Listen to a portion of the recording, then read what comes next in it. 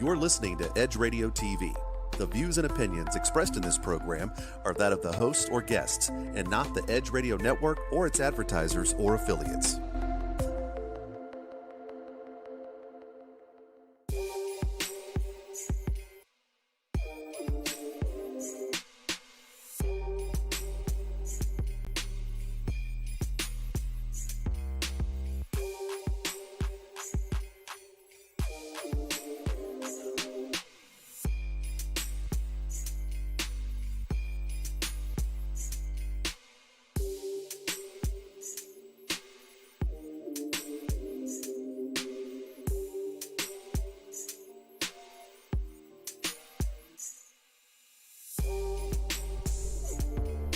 Welcome again, everyone, to another edition of Athletes United on the Edge Radio platform, where truth still matters. I'm your host, Big Mel, of course, also known as his judgeship, master of all that he surveys and final arbiter of all that comes before him. We have an interesting program today. Here we have a young man who's involved in as a county executive in mass media and communications. His name is Mr. Mel Harrison. And we're kind of interested in what he does and how he does it. So welcome to the platform this morning, Mr. Mel Harrison. How you doing, Mel?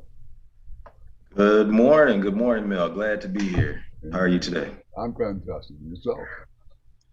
Oh man, all is well. No complaints here. Just trying to enjoy this Friday, man. Glad to be on with you. We have some better weather than the last time we spoke. God bless you. Yes. Listen. We describe you as being involved in media and communications in the media world, mass media. What exactly is that? How did you get involved? And give us some sense of how you go about it. Well, I'll tell you, Mel, sometimes life takes us on certain journeys, I started out kind of focusing on the field of like computer science and was always kind of intrigued with that when I was going to school, but life took some turns there along the way, and I found myself kind of at a crossroads. I always knew one thing I wanted to do was help people in any capacity in which I could. So I had a history in working in the mental health field a little bit, and really took that opportunity from there, and the connections in which I made with people in that field, and just kind of expanded into an area of communications and with a focus on sales. So I think it wasn't where I initially thought I would, the direction I thought I would initially go in, but I do think over time, life experiences took me a certain way, and now I do take joy in an opportunity to meet new people, connect with new people, and also help them reach their goals, whatever that may be, Sure. In whichever field in which they look to practice. Well, I guess it doesn't hurt to have a certain skill set in the mental health space, huh? To deal with folks in the mass media. Absolutely, man. Absolutely. I think so many people kind of take for granted at times, like the value of being in a good space, and mentally. And what I was able to do in my previous field was really kind of not only have a newfound respect for people that are advocates for folks in mental health space, but also have a better understanding of like how people get in those, how does I guess kind of destigmatize the that space. So I think it all kind of works together when you're meeting different people and you're finding new information and being able to communicate that with others and make them informed of such topics as mental health. I think it's very valuable. So how would you advise someone that's hopeful, who has some aspirations to be involved in media sales and communication, broadcast kinds of medium. How would you advise them to get into the sales and commerce part of it? Well, I think you have to have like a genuine ability to first communicate. And I think we all have that. We all have giftings in communication. We just have to kind of tap into that. We all have the ability to persuade people when we want certain things. You have to constantly tap into that. And you have to kind of be persistent with that. I would say in this space, you get a lot of opportunities to hear the word no, and you can't be discouraged by that. So you have to be persistent and be diligent, and then also really hone in on those communication skills, which you do have, and the ability to persuade people. Because we're all sales. How receptive is this area of expertise for women and minorities? Are there better chances now to excel in this business? I mean, let's face it, it was a fairly one-dimensional kind of fashion for several years. Gotcha. No, this is it. You're correct. It's great you point that out. But yeah, I absolutely do think that today, especially with the way that social media is thriving, the way that people have in general kind of I guess broken away from some of the norms of what previous generations kind of looked at the ideal or the avatar for a salesman or a person in this industry. So I think there's been a lot of progress there. And I think ultimately we're in a much better place when it comes to minorities in this field today, as opposed to where it was many years ago. Well, give us some sense of how you prospect. What is the typical profile of someone you think would make a good guest or a good subject matter to be presented in communication and mass media? Absolutely. Typical, you have to know who is the audience in which you're looking to target. So if you have any product, any service in which you provide, it's essential to understanding your market, understanding the competitors in your market, as well as just knowing who will benefit from your product or your service. So it won't serve you well if you're looking to, sell water to a well. Well, it will serve you well to serve, like you need to just understand your field and your area, and then do a lot of the due diligence as far as like researching who you're reaching out to, and if they if it will serve them well to have your service, and kind of go from there as far as just being persistent, but definitely understanding your service. Well, there has to be some objections, some pitfalls to being in any industry. What would you cite as some of the more obvious ones or less obvious ones that someone needs to be aware of that's doing this business? Well, one big pitfall that was kind of unexpected, I'd say, was COVID-19. It kind of shook the market with a lot of uncertainty. So I think myself, as well as many other businesses, kind of suffered from that. But ultimately, from what I'm understanding, there's always going to be ebbs and flows. You just have to be knowledgeable of that. Also, kind of have the foresight to kind of gauge which direction you should move in ahead of any potential bumps. But at the end of the day, just kind of have to be persistent, man. Sure. Well, we're going to talk about Houston and its relative fertility for this kind of business in a moment when we come right back, Mel, all right? Okay, we're coming right on back.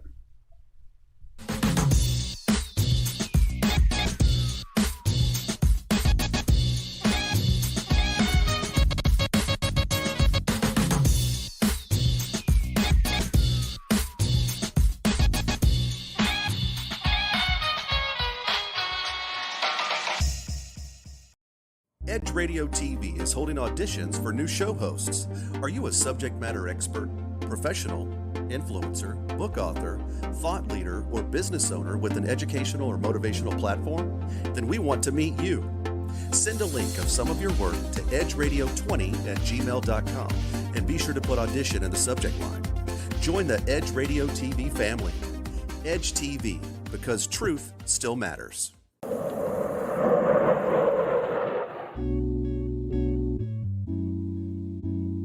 Aren't you tired of not getting what you want in bed?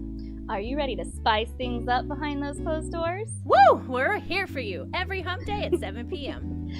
This is Sex on the Edge with Jen and Hen. I'm Jennifer Reeves. And I'm Hendrik Scott, and we are professional licensed sex therapists. So remember to watch us Wednesday at 7 p.m. on Edge Radio TV, just in time for sexy time.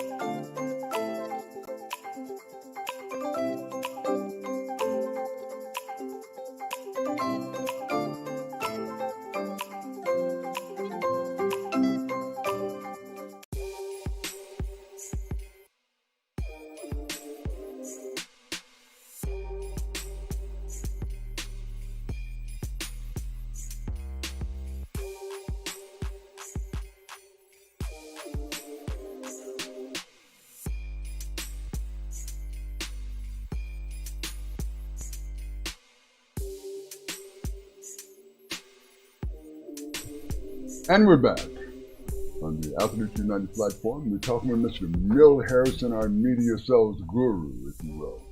And Mel, you've operated in the Houston market for some time. Is this a relatively fertile market for media, communications, the kind of sales and connections that you tend to create? I mean, you have your own magic. Let us know something. How would you compare it to other markets, Atlanta, D.C., New York, etc.? It's a good question, Mel. I would definitely say that Houston is a thriving market. A lot of talent here, a lot of opportunity. I would say probably more so in the last 5 to 10 years or so than ever. I was just chatting at the station maybe a week or two ago with one of the contestants on one of the hit shows on NBC, the Ninja Warrior. And you'd be surprised how many people are connected in the industry of media in this city. I was shocked at one point, but so yeah, it does create an excellent opportunity for media sales and just making those connections with those people and definitely just kind of placing yourself in the right circles, I guess you could say. Mm-hmm. Mm-hmm. Are you entertaining any ambitions, as we look down the road, of playing in New York media, Fifth Avenue, somewhere in the Hollywood empire of Los Angeles, what have you? Do you have any ambitions like that? You always want to be ambitious and kind of always set goals for yourself. So Houston is an excellent market. And yeah, I would definitely not rule that out sometime down the line, moving on to maybe a different market or an even larger market. So you never want to rule that out. You never want to rule out growth. So, but at this moment, I think Houston has a lot to offer, and I do want to continue to grow in this market and definitely excel. Okay. Well, you measure your reputation, I suppose, on sales effectiveness. I mean, real, live, measurable data that says you got it done, you made the sales, you generated X kinds of activity or revenue or something of that matter. That's how you build your resume. Is Houston a place that is given for that, built for that? Hey, wherever the money is, that's where you have to follow. Houston is definitely a affluent city, amongst maybe one of the biggest in the nations. I think a lot of people maybe not be attuned to that, but definitely a lot of opportunity here. So from that perspective, absolutely, Mel. The more goals you set, you have to reach that tangibly, and you do that by getting revenue. And Houston certainly does have a lot of revenue to offer. So if Athletes United wanted to increase its revenue base and change its trajectory, we should start talking to Mr. Mel Harrison, huh? Is that what you're telling me? That's what we're talking. That's what we're talking about. That's what we're talking. We want to grow, brother. You know what I'm saying? Absolutely. And just chatting with you, a person of your background and your resume, you definitely have made a lot of connections, not only in the Houston market, Houston area, but even abroad. And those connections, when put all in the right place, it definitely could get the revenue stream rolling. I like the sound of that. I love the sound of that, in fact. What would you suggest is step one for establishing a marketable and memorable kind of program that attracts? Well, step one is having people like yourself and in the position that you're in to once you have eyes on the screen and on the content, you want those conversations, those opportunities to be before people to kind of translate and move people in a certain way. You also want to bring more eyes to the audience by connecting with individuals that possibly have a larger following on social media or what have you, or maybe there are people who are well connected and in tune, movers and shakers in the city or any market. So once you start to engage with those people, with their audiences and their platforms, bringing them to a centralized location, and you also have great content creators, I think it's a recipe to move the needle and bring more revenue to any platform. Given what you do, who are some of your inspirations? Where'd you get an idea like this from? You could actually sell media. You could create, hyperlink connections and pull, the subject content out thin air. Where'd you get that idea? Well, I would say they're not well-known folks, but I always kind of marvel at a former employer by the name of Frank Vasquez. He's over this company called McKelvey Media in the area, and in working with him, one thing I noticed was how deliberate he was in his pitch once he was in front of potential clients. So that is something I kind of held on to, is you're confident in your product and your service and how you can help a potential client reach their goals. And once you're doing that, you become deliberate in pushing the messaging in which you and how you believe your product or service could serve a benefit to them. Now, of course, you don't get to that position without asking the right questions. I'm always into the idea of being a consultant in a sense, and the way you do that is you ask the right questions and you listen. And once you're able to kind of zone in on where the target market is for a potential client, then be deliberate in pushing that message and making the connections for them and in your product or platform. So as a media advisor, you sort of advising counsel your clients based on what? Based on trends, based on the market. I mentioned earlier, you have to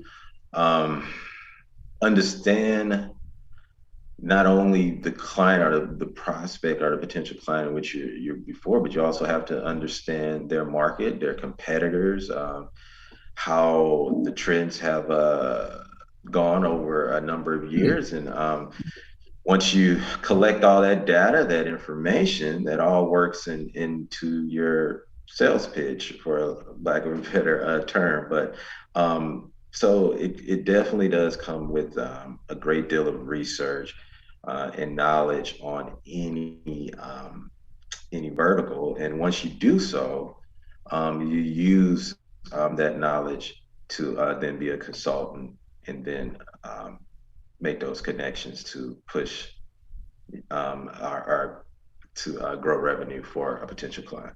Sure. Inside of your industry, there must be some experiential information that says stay away from this particular kind of prospect or don't get involved in these kinds of circles. Give us some sense of what that is. There has to be some open kinds of questions in your industry. Yeah, I tend to look at myself as a person of integrity. So, I think like-minded people kind of gravitate to one another. I'm not saying that you pass up on an opportunity that could be lucrative to you for any reason, but you also have to have that gauge, which I'm sure yourself or any person have whenever you're meeting with someone for the first time. You kind of feel that energy out. You feel out what that person is about and how you want to move forward, or if you even want to kind of move forward in certain situations with that potential client. But I think that's an internal thing that each person kind of has, whenever they're placed before a person for the first time. Given what you know about Athletes United at this point, in association with Edge Radio Network, how interested are you in partnering with us possibly? Create that magic revenue stream you're talking about. Very interested. I think for one, I am a fan of what the show and the platform is doing.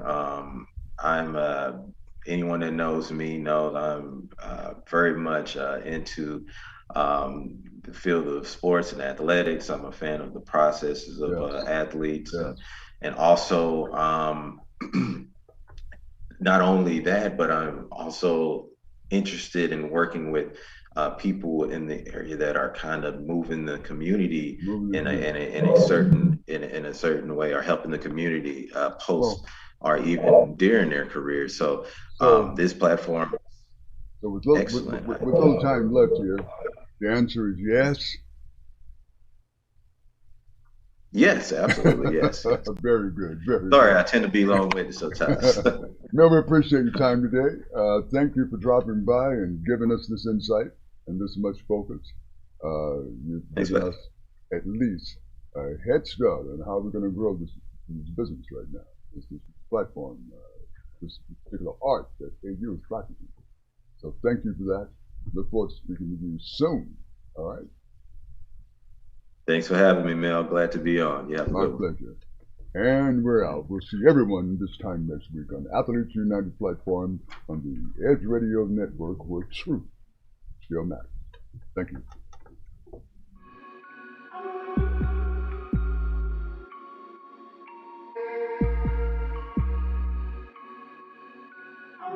We work our whole lives to support our families. With one accident or illness, it can all be gone in an instant.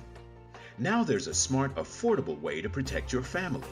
Go to findhealthbenefits.com and discover low-cost life insurance for as little as $2 per month. Add to that a tax-deferred annuity that can help you protect your assets and grow your money for retirement.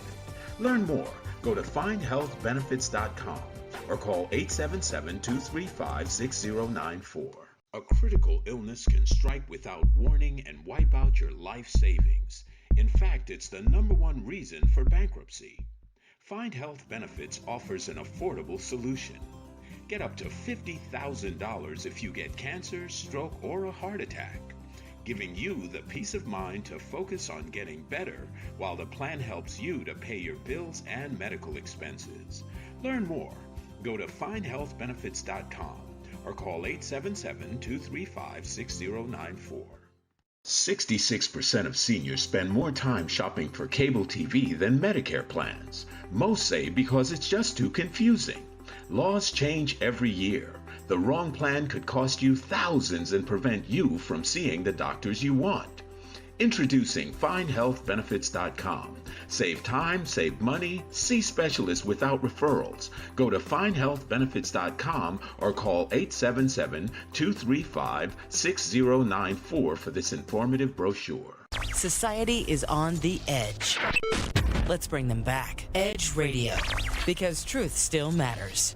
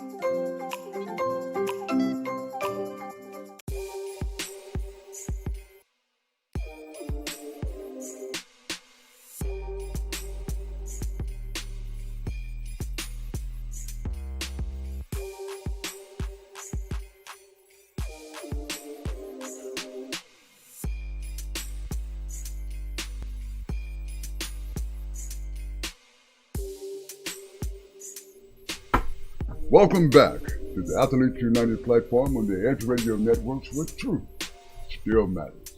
I am, of course, your host, Big Mel, master of all that he surveys and final arbiter of all that comes before him. I'm also known as his judgeship. We have an interesting young lady with us this afternoon, and we're going to be talking to her about some self-inspired kinds of things she's done and some foundations she's developed. And we're very interested in hearing the backstory. So welcome to the program this morning, Ms. Moore, Ms. Tazora Moore. Are you there this morning? How are you this afternoon? Hey, how you doing? Very good, very good. You're doing well this afternoon.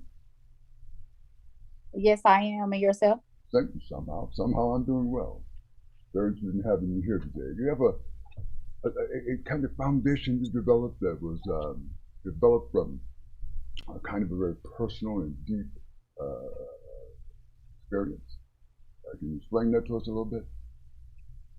Yes, I actually founded my nonprofit in 13. I'm sorry. I lost my husband to suicide in 2012, which motivated me to start an organization to bring awareness to suicide and mental health in the underprivileged community. I see. And my God. You said an underprivileged community. Is that, like many other things, something that goes often unmatched, unnoticed, and certainly unattended, more so in so-called underprivileged community? Of course, especially in the African American community, that's not something that we talk about is mental health. Normally when we mention anything that we're dealing with, in our community, we normally go to religion and tell you to pray it off, or don't even know the tools to even give you to make you healthy again.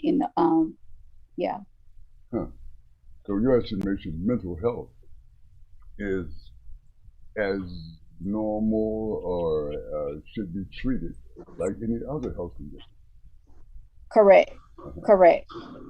There's therapy for it. There may be medicines, but certainly there's a well-known approach. Exactly. And so a lot of times when we go, I know for the African American men, that's not something that they're very open to talk about, especially open to even go to counseling. So I try to bring awareness. I try to advocate for counseling. It doesn't necessarily have to be, your mental state. It could be marriage. It could be just having a life coach. It doesn't necessarily have to be something that is something wrong with you. It's just having that outlet that you're able to talk and to kind of get your mind. It's like someone that kind of like walk you through the process of your thought process, basically. Sure.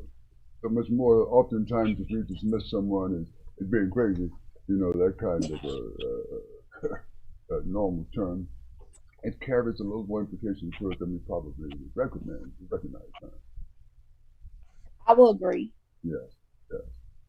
So, but I necessarily wouldn't say that they're crazy. I would say maybe they're different. They're different. They're certainly different. But in such a case, if someone has developed a reputation of being, quote, crazy, is there probably a way to approach, diagnose, or at least have, a prognosis with this person to help them seek help? Yes, I wouldn't necessarily say diagnose, because it doesn't necessarily mean that you have a medical issue. It could be your circumstances. It could be that you lost a job. It could be that, you lost your family. It could be that anything that could happen that would definitely affect your mental state. And when you say mental state, that meaning your thought process, how you coping with things. So when I say mental illness, a lot of times people think about people just walking around and kind of acting crazy, so to speak. But it doesn't necessarily mean that. It could mean that you lost your job and you don't see a way out, and that you just stuck at that moment and get caught up in the now versus working towards getting out of the now and seeing a bigger picture of your situation. Yes. And given your own personal experience, you become obviously highly cognizant of what that means, how it affects human beings. But is there some connection with mental health and social and economic conditions? You see a connection there? I would say it is a connection, because no one could really live without any type of interaction with each other. That's something that we kind of feed off of interaction with our family, interaction with our friends, interaction with, our coworkers. That is important to the human race. So having that taken away from us, and that now that when we see people, we kind of feel like, okay, or do they have COVID, or you see them coughing, it's kind of like we kind of Grinch, and really not seeing the bigger picture, or even noticing that we're kind of standoffish. We're kind of isolating ourselves. And sometimes that's not good. Really. So it should come as no surprise, given what you know, that maybe the suicide or attempted suicide has increased during the social distancing and this kind of social disconnect we've had around COVID. It definitely have increased, and it has increased traumatic with the kids, because they're not able to interact with their peers as well, or they in an abusive house and they don't have the outlet to go to school, so they in this abusive house all day long, sun up to sundown, and they feel like they don't have an outlet as well. So it has been an increase in suicide in both spectrum, the adult and the kids. How do you approach someone? Your approach to someone you suspect somehow suffering some of these consequences, some of these, causes that you just pointed out. What would be my approach? Yeah, what would be your approach? If I know someone that's maybe contemplating suicide? Sure. So the first thing you will actually need to ask is, do they have a plan?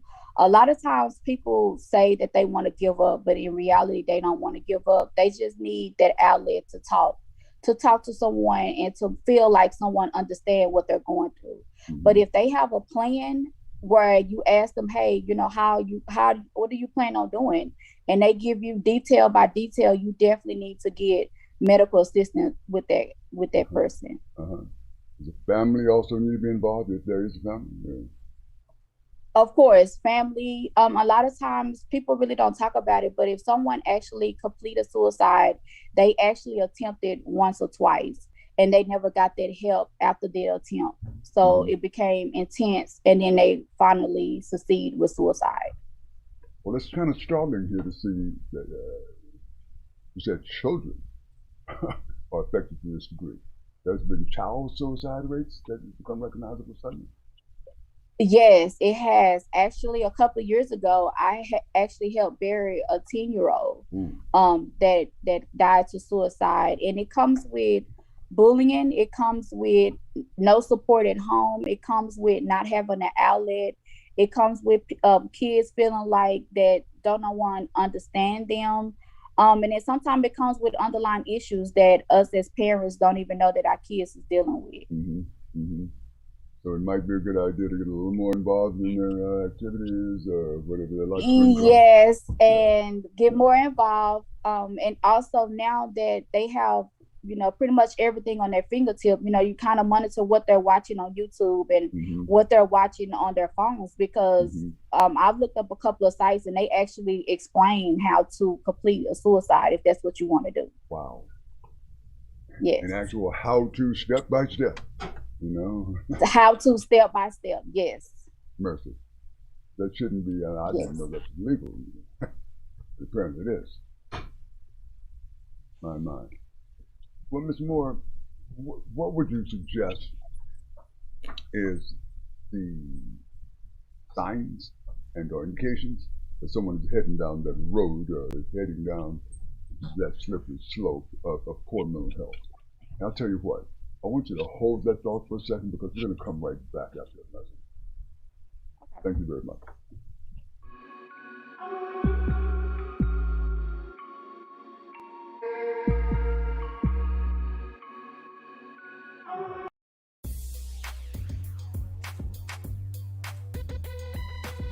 The Natural Nation Network is really about taking control of your health physically, spiritually, emotionally, even intellectually, because there's so much out there in misinformation. There's a lot of people now that are suffering from all sorts of diseases that they really wouldn't have to suffer for if they had better information.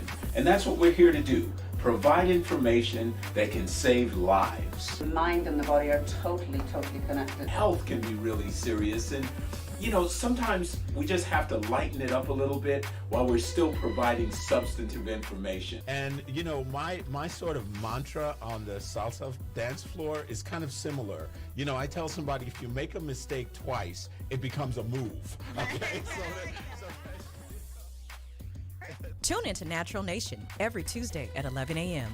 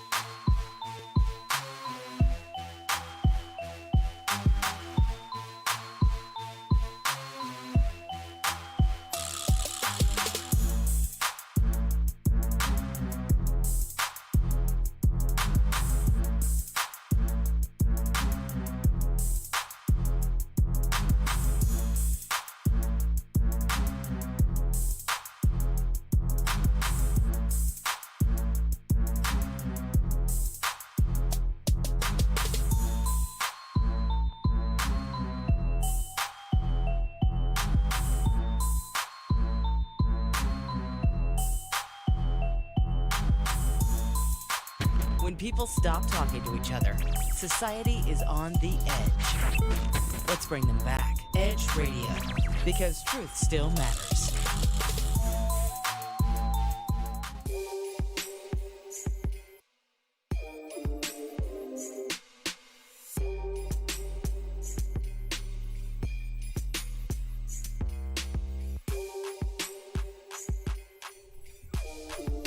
All right, welcome back. We've been talking with Ms. Tazora Moore on the depravities of mental health issues and the implications of mental health issues. And Ms. Moore, give us the name of your foundation once again and your nonprofit. The name of my nonprofit is Hear My Cry Foundation. Hear My Cry Foundation. And the primary function of it is, once again, to bring awareness to suicide and mental health. What we actually does in my organization, we provide free counseling to anyone that's in crisis. We assist with burial assistance to a family that has a loved one who lost to suicide. And we also pay for medical expense as far as medication and things of that nature. If someone is not able to purchase their medicine, we're able to assist in that area as well. That is a powerful service, Ms. Moore. I mean, and so critical in that moment.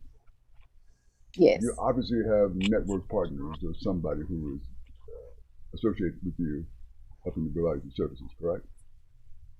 Correct. Well, I have partnership with counselors. Okay. So when you call, you get a licensed counselor and you go through the process with them, and it's all free. So it's no charge to you. You get free 3 sessions. After the 3 sessions, they will assess you. If you need more, we'll pay for more. Mm-hmm. Or if you have all the tools that you need, then, just to get you to a better healthy place mentally. Why should I come forward? I'm going to be labeled as crazy. I'm going to be labeled as somehow deranged or troubled. How do I avoid those kinds of, if you will, labels? Labels. It's just, I know society is very hard when it comes to mental health. However, a lot of times people that's going through these issues, they not going through it because they want to. Mm-hmm. They going through it because they feel like they have to. And so once you get the help that you need, as it could be talking to a counselor, it could be talking to a psychiatrist, it could be talking to a sociologist. When you get those steps and you get that type of help, it'll get you in a better state mentally that you wouldn't feel like you're crazy. Mm-hmm. Just because society label you as crazy doesn't mean that that's necessarily your case. It could just mean that you think differently. It could mean that you process things differently. And instead of them having those type of labels, they just put everyone in a one big category. And if they don't understand it, then they want to call you crazy or is something wrong with you. But it's not anything wrong with you. It's just you're different. Well, I love the way you characterize this. And if you're sitting down with someone, giving them that first approach counsel, I guess it's necessary to get them past the stigmas of coming forward. Correct. Right. Yes. Has that been the terribly difficult part of this process? For our men, yes, because, at an early age, we teach them to, don't cry. We teach them to suck it up. We teach them to, don't express your feelings. So as when they become a man, and they having all these emotions and all of these things that they're going on in their life, they don't feel like they have an outlet. They feel like that they supposed to suck it up. They feel like that they can't talk to anyone because that, show them as being weak. But it's just breaking down that stigma that, you're not weak if you're expressing your feelings and your emotions. That's part of life. Crying is not bad. It's actually good for your soul because once you finish, you feel, 10 times lighter, but it's just kind of breaking down what we teach our kids at an early age, that emotions, emotions and crying and laughing, that's all a part of emotions, and it's all needed in our life, basically. Right. So a big part of this is home training and conditioning as well, huh? Yes. Yeah. Yes, most definitely. Wow. You said this is basically a free of charge if someone comes forth in your network? Correct. And may see a psychologist, does that mean actually lying down on the proverbial couch and explaining what happened? Yes, locally, I have counselors in Dallas, Texas, but now due to COVID, we're actually virtual. So, and if I get someone that's out of town, and I will do research and find you a counselor in your state and actually will pay for it as well. So it's not, my service is not actually dedicated only to Texans. It's across the board of United States. That if you call me, if you're in Atlanta, if you call me, if you're in Washington, I will find a counselor that's in your area, and we will pay for the 3 sessions that you need, and then we will go forward from there. You're devoted to this, Ms. Moore, and it obviously has some kind of psychic reward to you, given your own personal experience. Am I correct in saying that? Correct.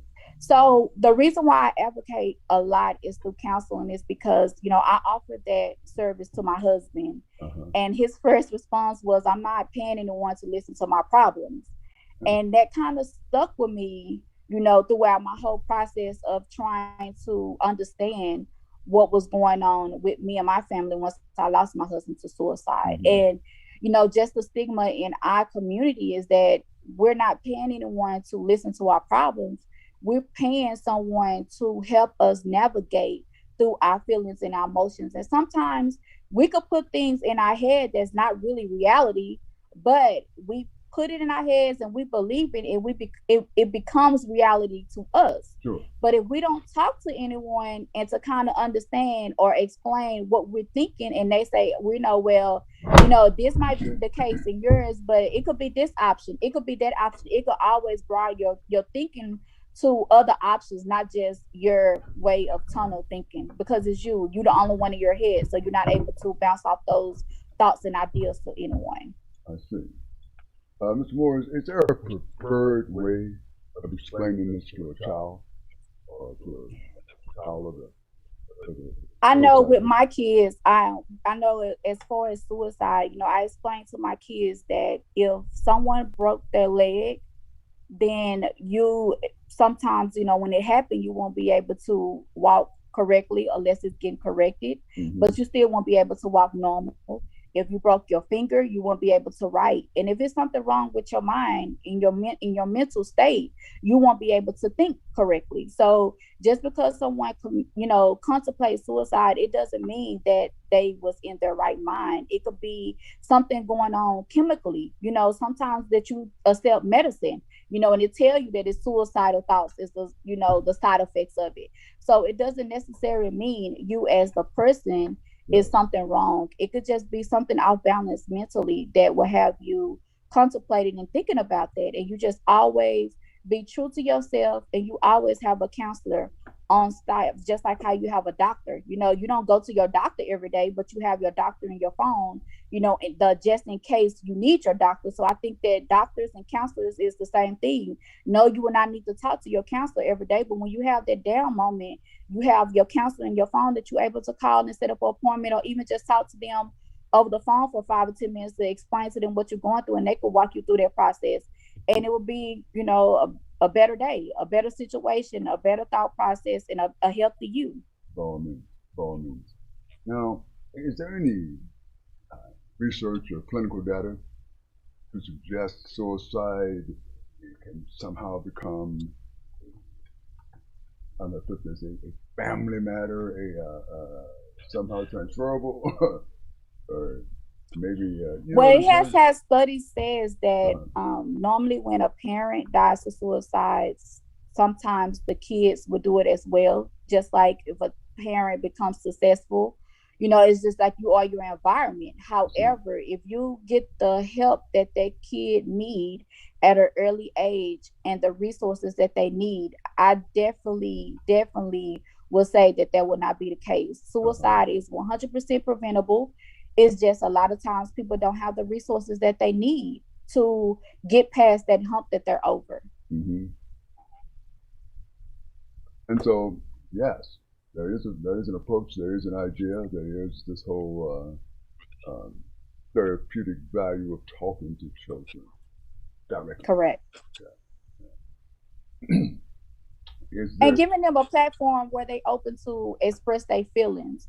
A lot of times as parents, we get caught up in our world, and that we feel like when the kid is telling us, what's going on in their world, that their world is minimized versus ours. But same like how we get drowned with bills, they get drowned with homework, and they need to express that. They need to kind of we kind of need to step back and kind of let them have their platform expressing how they feel and what they're going through, and kind of try to accommodate them. I know my kids, I have 3, and they on virtual learning, and they feel so overwhelmed, because they're trying to learn in a different environment, which is at home now. Then they trying to stay focused in school, for 8 hours on the computer. And then they doing their work on the computer for 8 hours. Then they have to get off the computer and do their homework for another 2 hours. And all of this is in front of a computer. So when they express to me, like, Mama, my head is hurting, or Mama, I'm tired, or Mama, I'm feeling drained, I don't just tell them, hey, sometimes I do if I feel like, your kid. But sometimes they get drained as well. Sometimes they get overwhelmed, and just have them to have a break, or, let them go outside and play. I know now it's kind of hard for us they really don't go outside like we used to when we was kids. We go outside as soon as we get out of school, and then we come back in the house when dinner is done. But now, so with electronics and with safety, we kind of gear our kids into the house, which that's the only environment that they have. So they feel like they don't have an outlet, and they accept a lot, they're not able to talk to their friends or go play with their friends like how they able to. So it's a different environment for them as well. And you just have to be open and to listen to them, because they're going to tell you how they feel. It's just up to us to accept it and kind of give them an outlet in ways that they could kind of cope with what they're going through. That's powerful. Obviously, if a family experiences suicide in the family, friends and family don't know what to say to you. You know what I'm saying?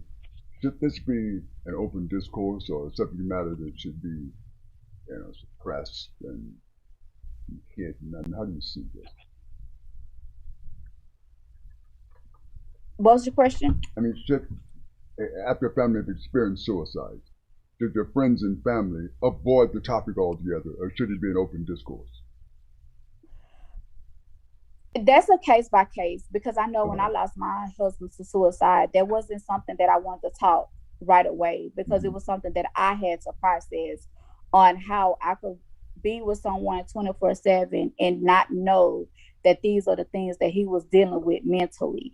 So it wasn't something that I was open to talk about. It took me 1.5 years to be comfortable to even start an organization to even bring awareness to suicide and mental health. And it just comes with the stigma of, the questions of, well, why would he do something like that? Or, you didn't know that he would do something like that, or, that was selfish of him. And those type of words is normal when you hear of suicide.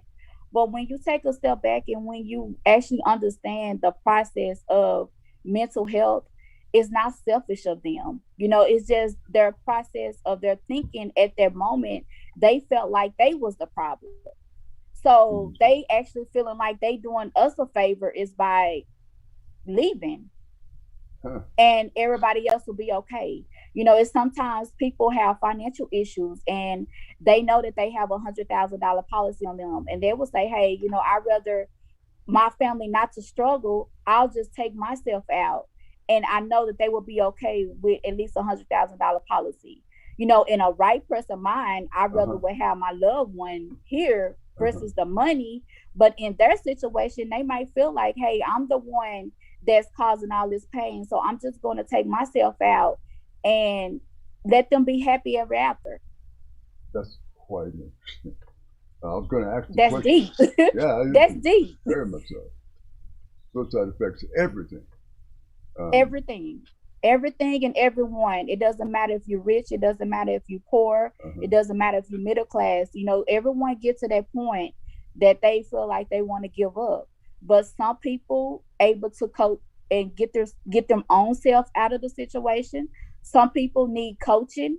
That's where your friends come in. And some people need medical attention, meaning that they need a counselor, they need a therapy that they need to talk to on a regular basis. That doesn't mean that they're any different than anyone that just need to talk to their friends. Because I know I talk to my friends, at least once a week. And like, girl, look, I'm swamped with, my real estate, with my nonprofit, and with my kids at home. I mean, just having that outlet to talk. I think that's where the downfall is people feeling like that they don't have anyone that they could talk to and open up with and just listen. A lot of times we feel like that we need to say something, but sometimes we don't even need to say nothing. We just need to listen.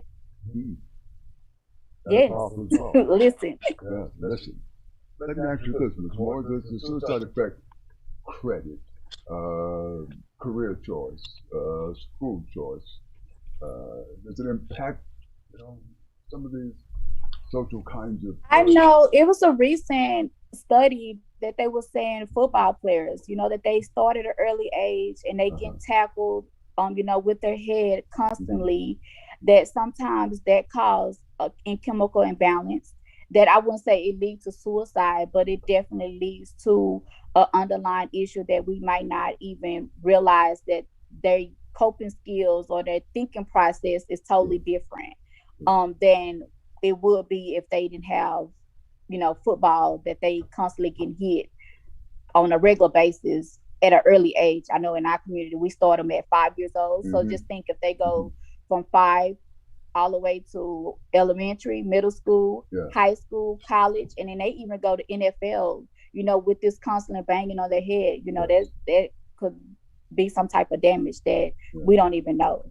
So depending on the sports, I would say yes. Depending on the career, I mean, it's just all the way around, because you could pick a career that you just feel anxiety, that you just overwhelmed, that you feel like you always, you have a boss that's always on you, that you never do anything right. That affects you mentally as well, that you feel like everything you do is not good enough, so mental health affects you in all of your life choices.